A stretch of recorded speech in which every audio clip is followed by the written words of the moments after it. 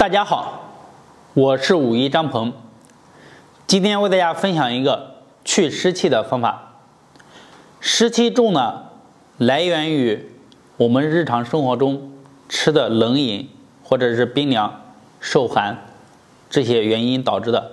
另外呢，还有你自身的身体，比如小腿上的经络不通，这个脾经从我们的小腿内侧经过，它如果不通畅呢，时间长了，你的脾经气血循环变差，那么你的脾功能就会下降，它运化排湿气的能力就差。这个时候呢，我们就要去疏通小腿这个段的脾经的堵塞，达到健脾的作用，从而祛湿。那么今天为大家讲的就是推小腿内侧的脾经。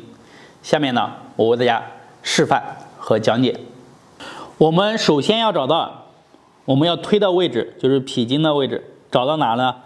找一下你的胫骨，好，摸一摸，往内侧进行摸，好，摸到你的胫骨内侧的骨沿，好，从你的膝盖这里开始向下进行推，一直推到脚踝，好，就推这一段就会非常的好用。一般情况下，我们都会在这一段产生的淤堵。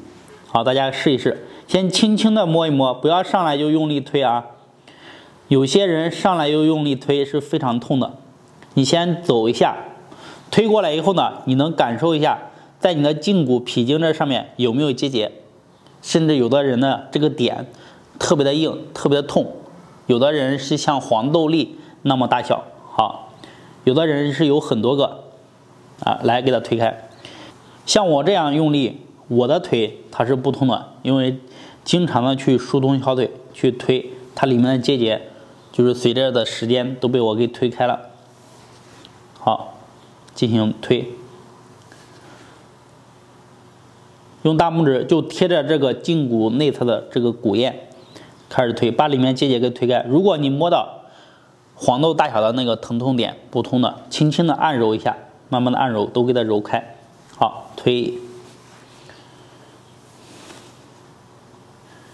好，推个49次就可以。推完了以后呢，可以用掌给它轻轻的再推一推，放松一下。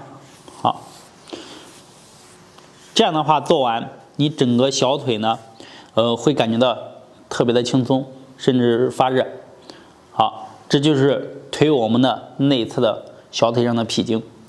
如果你湿气比较重，肚子比较大，脾功能比较差的，可以试一试这个方法。要坚持，每天呢做个49次，花不了多长时间，坚持才会有更好的效果。好，今天呢就为大家分享到这里。